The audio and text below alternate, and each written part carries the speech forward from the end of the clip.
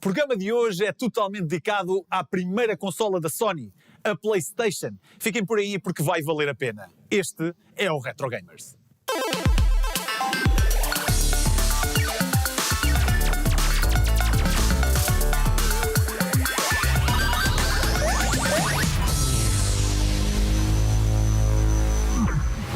O Retro Gamers está de volta e hoje vamos reviver uma das consolas mais emblemáticas de sempre, a PlayStation.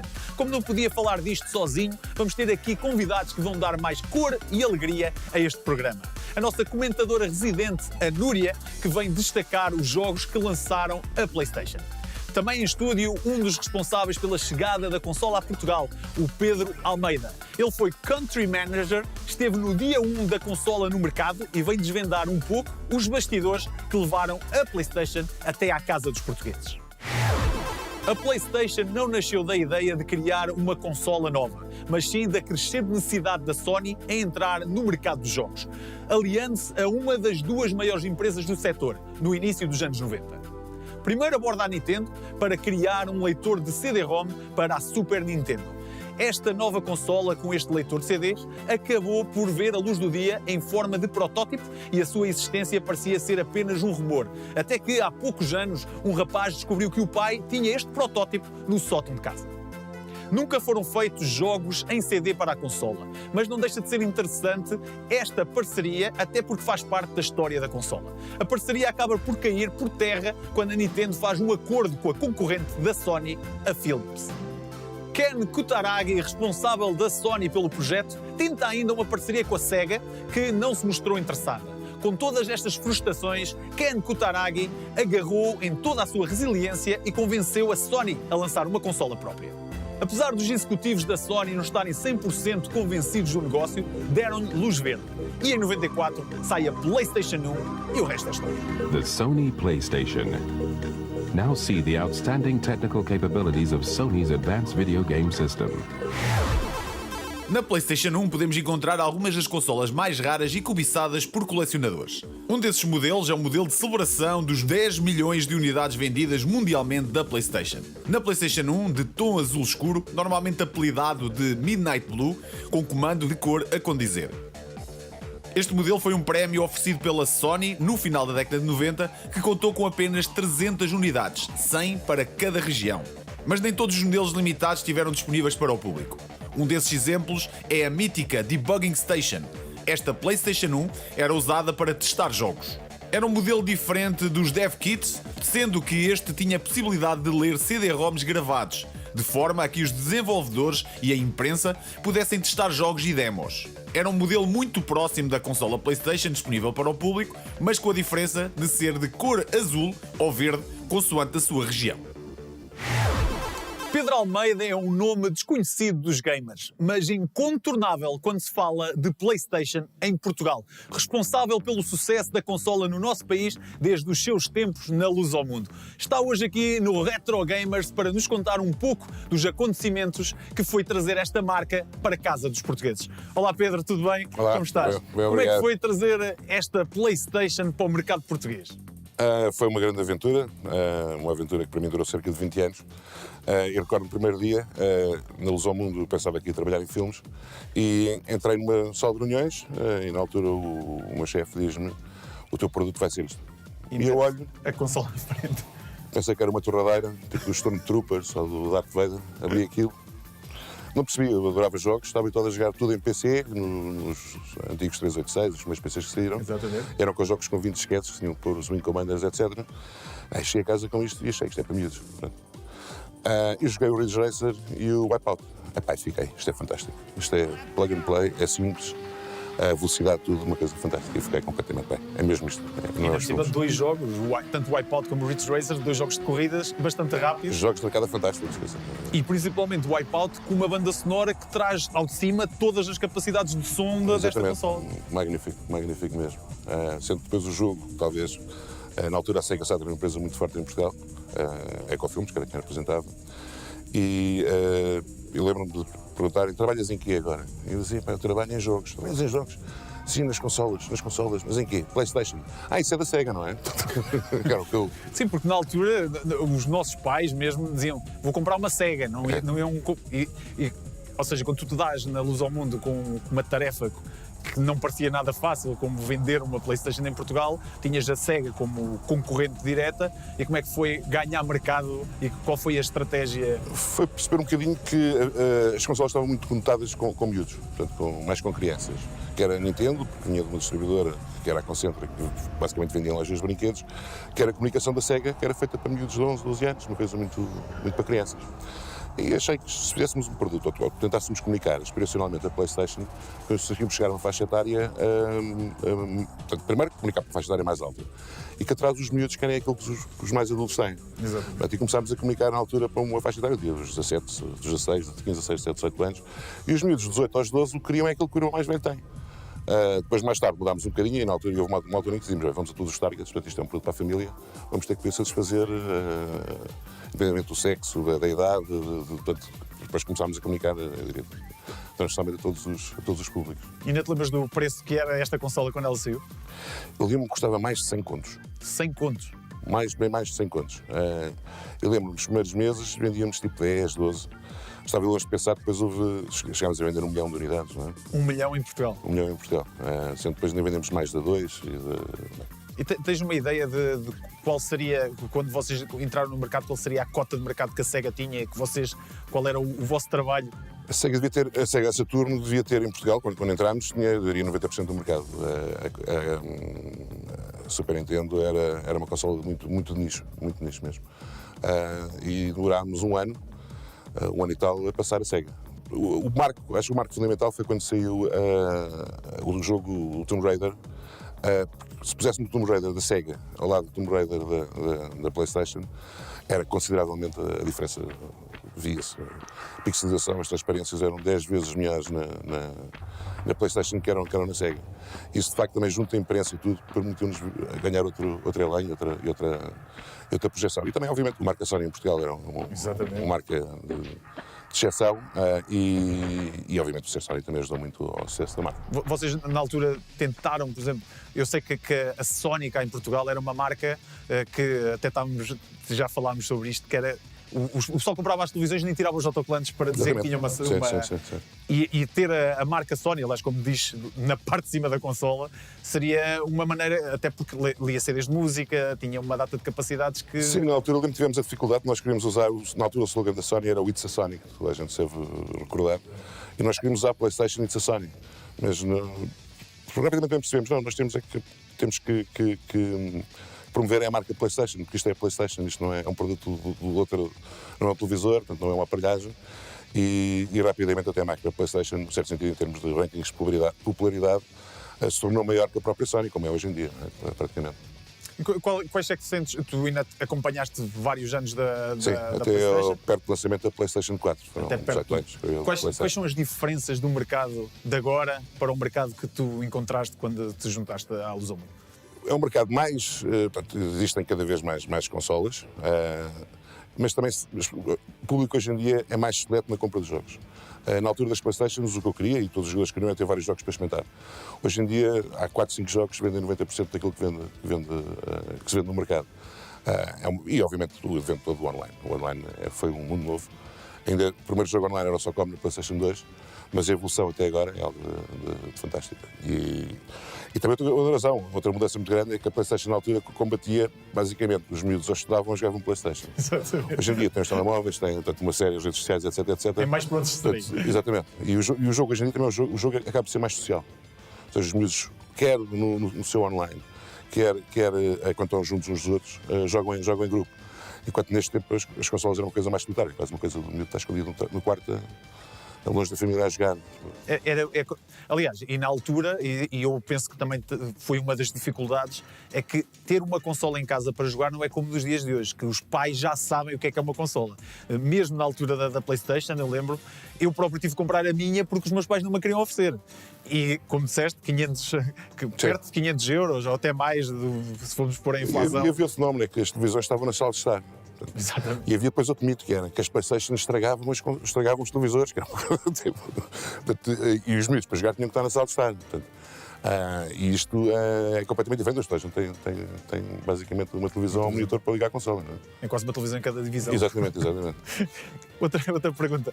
Se te pudesses destacar 2, 3 jogos que marcaram a PlayStation 1, que fizeram que realmente as vendas aumentassem, que jogos é que ias destacar, além do Tomb Raider que já falaste? O Tomb Raider, para mim, aquele que ainda hoje, talvez o melhor jogo que eu já joguei, que é o Metal Gear Solid 1, que é, não há muito a dizer, para mim é a melhor coisa. Não é? Kojima a dar cartas. O Kojima num jogo brilhante.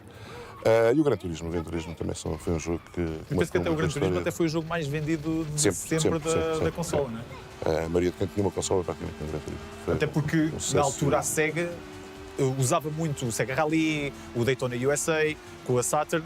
Aqui encontrávamos mais um simulador a sério, como o GTA, que ia à carta. Sim. O Gran Turismo, graficamente, era um avanço brutal para a polifonia digital que fez o jogo. Usava a tecnologia. Eu tive uma vez um estúdio deles no Japão, em algo magnífico, que era... Estavam a milhas de distância, mesmo de Taranto, que era um estúdio japonês de exceção.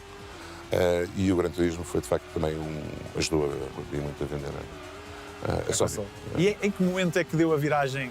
Agora o mercado é nosso, agora são vocês que têm de vir atrás? Eu creio que um ano e meio depois de estarmos no mercado, basicamente equiparámos as vendas, não sei, na altura talvez já tivesse 50 mil de uma, 50 mil de outra, e depois foi galgar. Obviamente tínhamos a sorte de ter obviamente a marca, acho que a nossa estratégia também foi acertada, e também tivemos um investimento, né? Houve um investimento sério da Sony Internacional no nosso mercado, e também a variedade de jogos.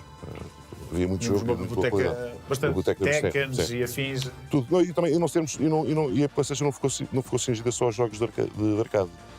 Pouco tempo depois veio para um jogo que é o Broken Sword, que é um jogo point and click. Até havia um acessório que era o mouse para a console. Exatamente. Houve uma panóplia de jogos e eu passei, eu quero dizer, jogador de PC, já estava completamente rendido à PlayStation, quer dizer, e sabia que isto... Isso que falas até é interessante, porque nessa altura, por exemplo, com a PlayStation 1, eu lembro-me, também foi aqui que começou a entrar os FPS para consoles, que até ali era uma coisa extremamente de PCs. E nos jogos de hoje, vemos FPS a serem, em jogos de torneio e tudo, serem corridos em console em vez de... Não, e é também uma coisa curiosa, não sei se muitas pessoas sabem, na altura, as máquinas de arcade... as primeiras máquinas de arcade do Tekken, por exemplo, usavam a tecnologia da PlayStation no interior. É curioso, não é? Portanto, mas é giro ver o crescimento da marca e, obviamente, olhar sem nostalgia, mas contente do sucesso que a marca continua a ter. E nós é que agradecemos por poderes ter trazido esta marca para Portugal. Se não fosse eu, seria outra pessoa, certamente. Mas foste tu. Mas é curioso ver 20 anos depois a marca ainda estar a dominar, a bombar e a dar cartas, portanto, e sem concorrência aparentemente. Exatamente. Muito obrigado pela tua presença aqui. Obrigado eu. Obrigado por aceitares partilhar connosco a história da chegada da PlayStation a Portugal. Esta consola tem muito para contar e por isso ainda vais voltar para falar sobre como é que foi colocar a PlayStation 2 cá em Portugal também. E fica o convite já aqui lançado para quando esse programa acontecer, estás cá mais uma vez. Será um prazer. Vamos então falar de alguns dos motivos que fizeram a PlayStation ter o sucesso que tem. A PlayStation 1 trazia uma diferença em relação à geração anterior. É que os jogos vinham em CD e isso aumentou drasticamente o espaço de memória disponível e também eram mais baratos de produzir do que os convencionais cartuchos. Além disso, tinham mais espaço e mais espaço significa mais memória para tudo. Apareceram então as cutscenes renderizadas e também o som, que permitia muito mais realismo em tudo. Como nos CDs não dava para gravar, isso obrigou à criação de cartões de memória, sendo das primeiras consolas a optar por este modo de saves de jogo, uma ideia original da Neo Geo AES. Os cartões iniciais eram de 1 MB dividido em slots de 15 saves. Havia jogos que ocupavam mais do que uma slot. E aí tínhamos de ter vários cartões ou então andar a fazer ginástica para não perder nenhum jogo. De salientar que a Sony inicialmente dependia de outros estúdios para ter jogos, mas vários fatores ajudaram a Sony. Primeiro, era mais fácil programar para a consola e o espaço dos CDs era aliciante para criar jogos com mais liberdade. Depois, o facto da PlayStation não ter um conteúdo tão family-friendly fez com que jogos como Resident Evil e Dino Crisis ganhassem grande destaque na PlayStation. Apostando também nas capacidades 3D, franquias como Metal Gear e Final Fantasy fizeram furor na consola. aproveitando para dar os primeiros passos em jogos com uma forte componente cinematográfica.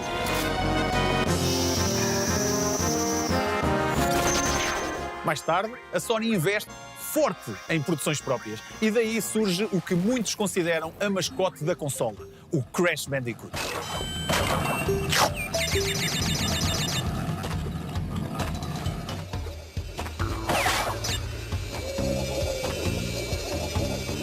Juntamente com ele, outro personagem que fez fama na PlayStation, o Spyro the Dragon.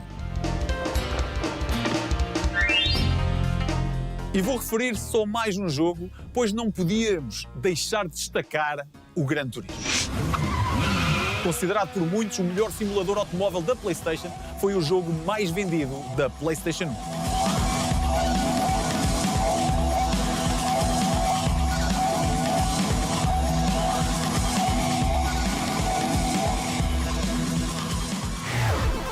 Nos dias de hoje, a 32 bits da Sony continua a dar frutos. Magic Castle é um RPG iniciado em 1998 por um grupo de desenvolvedores japoneses. Tinha lançamento marcado para a PlayStation 1, mas o projeto foi interrompido após 8 meses de trabalho e não chegou a ser finalizado.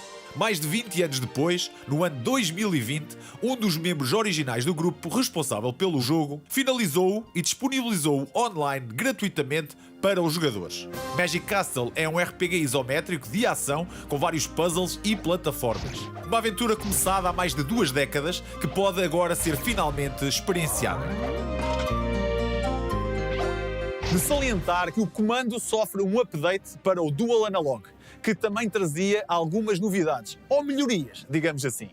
Contava agora com 2 analógicos, assim como os famosos triggers R2 e L2, dando ainda mais possibilidades e criando quase um padrão na indústria. A PlayStation, em 97, decide fazer novo upgrade ao seu comando para ter também vibração. E assim nasce o DualShock, com 2 vibradores dentro que criavam uma imersão maior nos jogos. Nada disto era novidade na indústria, mas a PlayStation pegou nas ideias e melhorou o que já tinha sido feito por outros. Já falámos da consola, falámos também dos comandos e cartões de memória. Mas agora vamos entrar mais a fundo nos jogos. Para isso tenho aqui a Núria, que me vai ajudar a relembrar alguns jogos emblemáticos. Núria, bem-vinda de volta aqui. Obrigada, Marco. É sempre bom estar aqui. Diz-me um jogo já assim de rajada de PlayStation. Crash Bandicoot. Tem que ser. É daqueles jogos mais icónicos e, aliás, é com o Crash Bandicoot que a PlayStation começa a ter uma mascote, não é? Aquele marsupial. Exatamente. E o Crash Bandicoot começa por ser aquele jogo em 3D que puxa toda a gente para a PlayStation e tem também uma história muito interessante por trás dele, porque a PlayStation, como já tinha dito, não tinha mascote. E enquanto estavam a desenvolver o jogo, estavam a pensar numa maneira de fixar a câmera atrás do personagem. E, na altura, a mascote mais conhecida era o Sonic. Então os desenvolvedores começaram por chamar aquilo, enquanto estava em desenvolvimento, de Sonic's Ass Game, porque era literalmente a única coisa que se ia ver do personagem. Era o rabo dele. Exato. E o Crash não foi só aquele jogo, depois teve mais aqueles outros 2 e ainda também o Crash Team Racing, que é, para mim, é aquele jogo de corrida que me fez realmente jogar jogos de corrida. Aliás, eu acho engraçado o Crash porque ele vai buscar um pouco os 2 mundos. Ok, imita o Sonic, velocidade, Exato. Tem a situação de andares a saltar do Super Mario.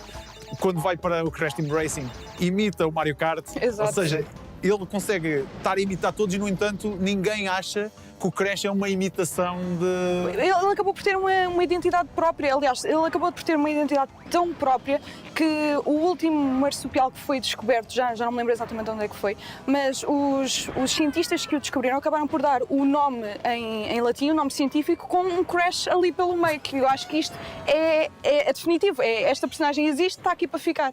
Que outro jogo? Mais jogos. Olha, um que eu tenho que falar imediatamente é o Hércules. Isto porquê? Porque a PlayStation saiu, eu ainda era miúda, e então a minha escolha de jogos estava um bocadinho limitada, mas um que me puseram à frente foi o Hércules. E foi mais ou menos na mesma altura em que saiu também o filme. Então, uma pessoa vê o filme, uma pessoa vê o jogo, e todo o jogo tem ali um sentido de... Há uma linha direita naquele jogo. Ainda é muito 2D. Tem umas animações espetaculares. Exatamente. Ainda é muito 2D, mas puxa ali um bocadinho ao 3D, só que ainda vemos ali os sprites. Portanto, estamos a ver ali uma espécie de mudança de um para o Tu estás outro. a falar de uma coisa engraçada, porque tu és um pouco mais nova que eu e tu jogaste o Hércules. Sim. Eu não joguei o Hércules, mas a minha irmã, que é mais nova que eu, deve ter perto da tua idade, era doida pelo Harry Potter da PlayStation 1. Que também joguei, que era outro daqueles incontornáveis. Aliás, o Harry Potter da PlayStation 1, para além de ser o mais outro jogo que veio de um filme, para mim teve uma coisa diferente, porque foi o primeiro jogo que eu joguei em português. Pedra Filosofal, não é? Aham, exatamente. Só que tinha ali um problema. Eu sempre percebi muito o inglês. E então para mim era Harry Potter, Ron Weasley, Draco Malfoy, só que o som era tipicamente português. Então uma das frases é: Olá, Harry, eu sou o Draco. E aquilo matava-me ali, eu partia-me a rir, mas Para aquilo... quem percebe inglês. Aliás, isso é um debate engraçado que é e nesta altura da PlayStation 1 nós víamos muito isso, que eram os jogos a ser dobrados e havia gente completamente contra e a gente completamente a favor. Um jogo que não foi dobrado e que eu acho que nós estamos aqui a falar de jogos de PlayStation 1, não podemos fugir, Final Fantasy VII. Sem dúvida. O Final Fantasy VII foi também um marco para a PlayStation, de tal forma que temos também agora o remake, e agora é a parte triste em que eu digo que sim senhora, o Final Fantasy é um jogo, tem uma banda sonora brutal e o remake parece ser lindo, e eu não joguei nem o original nem o remake. Como é que é possível? É, Mas olha, mistério dos estás a falar em deuses. remakes? Estás a falar em remakes? Há aqui um remake também de um jogo da PlayStation 1 que acho que é fundamental também para qualquer amante de videojogos, que é o Tony Hawk Pro Skater Exatamente. 1 e 2, que acaba de receber um remake para as novas consoles, PlayStation 4, Xbox, etc. Mas que a grande estrela é na PlayStation, Sem dúvida. com aquela banda sonora incrível. A banda sonora é a estrela daquele jogo, e também foi um jogo que acabou por puxar o público que não era alvo para aquele jogo, exatamente para Eu jogar nunca vi aquilo. tanta gente a gostar de skates na vida. É ridículo. Sinceramente. Eu nunca andei de skate, eu não ouvia aquele tipo de música, e de repente dou por mim com o comando na mão a fazer ollies e mortais e sei lá mais o quê, e a partir vidros para apanhar As cassetes? Exato, as cassetes, já me lembrava o que era. E pronto, e mesmo a música acabou por lentamente Dá moldar o que eu nos dias de hoje ainda Aliás, a ouço. música é muito virada para o rock, para o metal. Exatamente. E no jogo eu acho que não havia, apesar de ser até um estilo que eu gosto bastante de ouvir, mas não era... Aliás, nós na altura, se fores a ver, tínhamos Wipeout, Exato. que já tinha metal, tínhamos Carmageddon com metal, e o Tony Hawk é que é o grande jogo, que é o jogo que não é violento Exato. e que traz... E é family friendly, põe toda a gente à frente de uma televisão Ouve a ver Motorhead. aquelas coisas todas maradas a acontecer no ecrã. Nada family friendly. Resident Eu Evil. estava à espera que tu pegasses nisso, até por causa da questão do remake. O Resident Evil é daquelas coisas. Tu dizes que não é family friendly, mas no meu caso foi. Ora, porquê? Porque o Resident Super. Evil, mais uma vez, saiu quando eu era miúda. Ou seja, não ia jogar aquilo. Mas a minha mãe, que foi quem trouxe a PlayStation lá para casa, queria jogar aquilo. Então o que é que aconteceu? A minha mãe estava a jogar Resident Evil e eu ao lado dela a tentar não me pôr aos gritos ou simplesmente a roer as unhas. Entretanto, chega o Resident Evil 2, que para mim, daqueles três, dos é o melhores. melhor deles todos, até porque tem a minha personagem preferida, que é o Leon. Aquilo é um amor. Pois há sempre aquela coisa que nós temos que falar que divide muita gente, que é a câmara fixa.